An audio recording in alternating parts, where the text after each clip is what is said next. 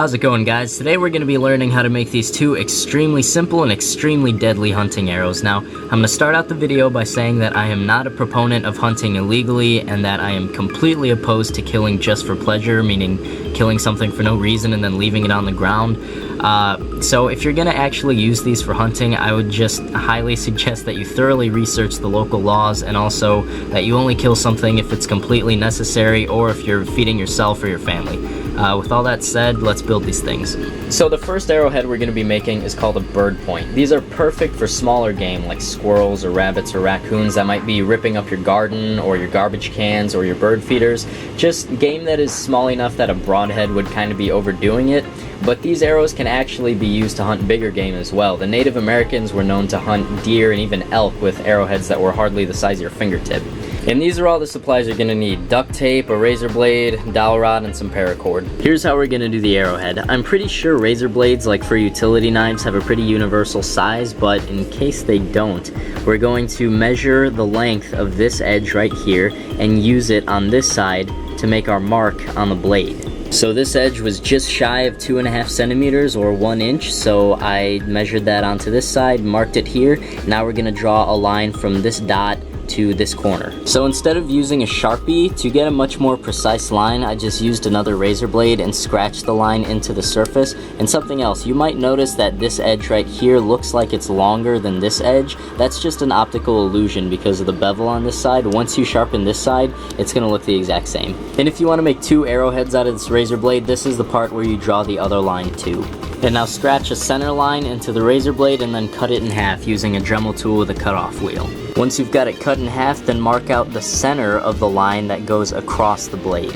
And then use that mark to draw a little box that's perfectly centered that is also as wide as your dowel rod. Then use your Dremel tool to cut from here to here, then here to here, here to here, here to here, and then across the bottom here. And now that you've got this thing that looks like, well, an arrow, then you're going to cut some really shallow notches into the two spots where you see the Sharpie right now. Now I'm going to use a sanding wheel first and then a grinding wheel to sharpen the other edge of the razor blade. So you're done with the arrowhead, now we prepare the dowel rod. So we identify that the wood grain is running horizontally here, and then we scratch a line into the top of the dowel rod running against the grain. This is the mark that we're going to use a hacksaw to cut a little bit into the dowel rod so that we can insert the arrowhead into it. So I cut the notch deep enough that the end of the dowel goes about halfway up the head of the arrow, and now we're going to work on tapering the dowel. All you have to do is take a rough grid of sandpaper and just work it down until it's like a dull spear point, sort of. And a good way to make sure that you never lose the center of it is to put some Sharpie dots in the middle right there. Looks with the taper. Now use either a high strength glue or an epoxy to fix the head into the dowel rod. And now we're gonna let that set for a little while. And now that the epoxy is set, we have to work on reinforcing the shaft to make sure that upon impact, the force of the arrowhead being driven into the shaft won't split it down the grain. Now in primitive times, what you would use for this would be like sinews from a deer's back or its leg. If they were dried out, you would chew on them until they were soft and flexible, and then you would wrap the arrowhead and the shaft of the arrow in them, and as they dried, they would contract and hold everything together really, really tightly. But I don't have any deer sinews handy, so I'm gonna have to improvise with some paracord and some wood glue, specifically the nylon fibers from inside the paracord. And if you want to stain or dye your arrows, now is the time to do it, because you can't stain through most wood glues, but I don't really care, I'm just gonna leave it how it is. Here's how I'm gonna do this. I'm gonna take some of this wood glue and put it on this little piece of scrap wood. Then I'm going to pull back the outer wrapping from the paracord and separate a small bunch of the nylon strands. You're not gonna want to use the whole bunch because that'll make the tip of the arrow way too thick and it'll just give it way too much resistance. So then once I have the small bunch of nylon strands, I'm gonna dip my finger in the wood glue and run it down the strands, and that should hopefully make like an artificial deer sinew. And then I'll use that to wrap the arrow.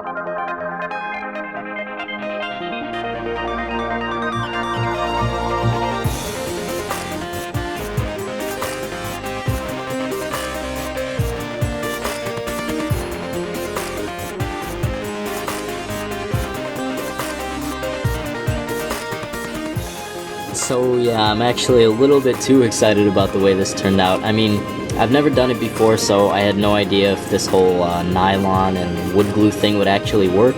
But I would venture to say this is about as good as it gets without using actual deer sinews. I mean, I guess you could use like some kind of Kevlar thread and some high-strength epoxy glue, but I would bet all my bottle caps that this nylon has more than enough strength to do the job, so this is a success, definitely. So now we have to fletch the arrow. I'm using duct tape again, but this time I'm using a method that I learned from the backyard voyeur to actually do 3 fletchings this time as opposed to the 2 that I usually do. Cut out 3 equal lengths of the duct tape, and then I'm just gonna fold them all over on themselves, leaving about 3/16 of an inch of the sticky part.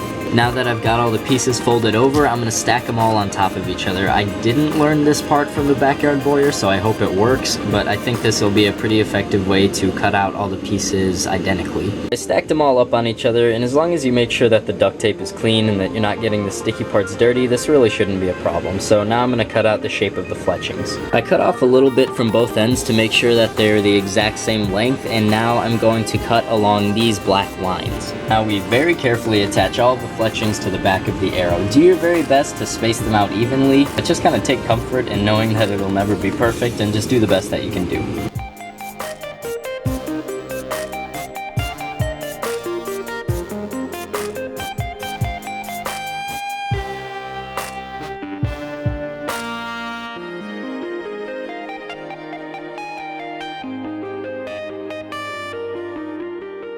Once you got them on about as good as you can, we're going to cut out a couple of long strips of duct tape and wrap them around both of these ends. And we take a marker or a pencil and just really rub down the contact points where the duct tape touches the dowel rod, just to make sure that the glue on the duct tape really bonds to the dowel rod.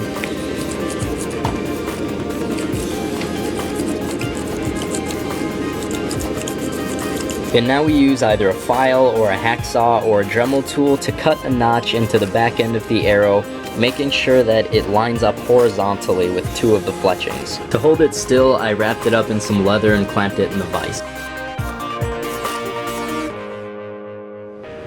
Then once you've got that finished, we're going to do that same artificial sinew wrap right here to make sure that it doesn't split there either. And then this part is totally optional, well, just like this whole entire video. It's not like you actually have to make arrows. I super glued a little bead onto the side of the notch that faces away from the bow. You can feel this with your thumb when you're nocking the arrow, so this way you don't have to break eye contact with your prey when you're drawing your arrow out of the quiver and nocking it. And in case you don't know, the side of the notch that faces away from the bow is the side that only has 1 fletching. The 2 fletchings face towards the bow. The next arrowhead we're making is a broadhead. These are made specifically for hunting big game. I'm going to be using 1/8" steel for this. First step is for us to draw out our design. If you have some gridded paper, you can use this to make sure your design comes out really symmetrical, but if you don't, you can just use some regular white paper, fold it in half, draw out half of your arrowhead, and then cut it out. And then when you unfold the piece, you'll have a nice symmetrical design. And if you're actually going to be using these things for hunting, or anything in this video actually, if you're going to be using any of this to hunt, make sure you check with your local state laws to make sure that whatever you're doing is legal. Specifically with broadheads, there are some states with very specific dimensions that your broadhead has to be in order to be legal. Like, I know there's some places where it has to be at least 1 inch wide. There's places where there can't be barbed hooks on it. Just really make sure that what you're doing is legal, because you can get in some serious trouble for hunting illegally. Once you've got a design you're happy with, then go ahead and trace it out onto your steel. I'm going to clean this up with a flap disc on my angle grinder a little bit before I trace it out, but then just, yeah, you can use the angle grinder to cut this out. You can use a jigsaw, whatever you have. Got it traced out, now I'm just going to cut it out.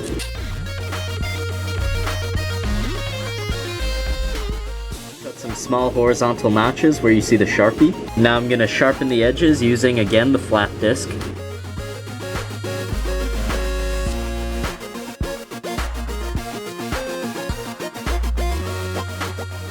Once I've got the bulk of the material removed with the angle grinder, then I'm just going to finish off the edge with a file. Just clamp it in a vise and go to town. Then again, we're cutting against the grain, and we're going to cut deep enough that we can get the end of the dowel rod in between those 2 notches. And then the same deal as last time, taper the dowel, epoxy, and then the artificial sinew wrap. I'm going to do the same thing that I did with the artificial sinew wrap as I did last time, but I'm going to try to get you guys a better view of this one. To start the wrap, we just put the strand down onto the shaft of the arrow and then wrap it around itself so it holds itself down. And then you're just going to, as evenly as you can, wrap it all the way up to the top. And I'm gonna need a longer strand for this one. I'm about finished and I just got to the top. I'm just gonna go back down with whatever's left and try to finish it off right there. I'm sorry guys, somehow the footage got corrupted. I don't know why that happens sometimes. It's really annoying, but I'll just have to try to explain what I did. After I did that initial wrap that got to here but couldn't go any farther, then I started a new one at about halfway, and then once I got to the top, I came out from under here and went into this notch, came out from under, went in there, came out from under and went in there 3 times, and then once I came out of here for the third time? Yeah, third time, then I went under here, came out from this notch, went under, came out from there, went under, came out from there, did that 3 times. Then once I had finished that, then I just wrapped it around the shaft just until it ran out. And there you go, broadhead and bird point hunting arrows. So I'm going to be testing these really soon in the most anatomically correct way that I can, and yes, that does mean putting a piece of leather on top of some big piece of meat and then shooting at it, but I want a bow that has a little bit more kick than my last PVC bow. So my next project is going to be the PVC monster bow. The last PVC bow that I made used 3/4 inch PVC and 4 fiberglass rods. The PVC monster bow is going to use 8 fiberglass rods and 1 inch PVC. You can see how dramatic the size difference is. I even bought an archery release just for this because my little fingies will probably get sliced off trying to draw this thing back barehanded. And really quick guys, I just wanted to thank you so much for making starting that Patreon account even worth it. I was so afraid that I would start it and then after like 2 weeks I would get maybe 1 patron and then I'd be making like an extra $2 like every video, but what actually happened was so far I've gotten about 13 patrons and that's added up to about $50 per video. That's about as much money as I would normally make from posting a video and then waiting about 2 months for the ad revenue to collect on it. So that is really significant for me. I can't support myself on that yet, but guys, if you could continue just like sharing the videos, and even if you could consider becoming a patron of mine yourself, I can do this professional YouTubing thing so much faster than I ever knew that I could. This Patreon thing has just thrown open a door for me that I didn't even know was there. So just thank you guys so much for what you've done so far, but please let's keep it going. Thank you so much for watching. I'll talk to you later. Bye.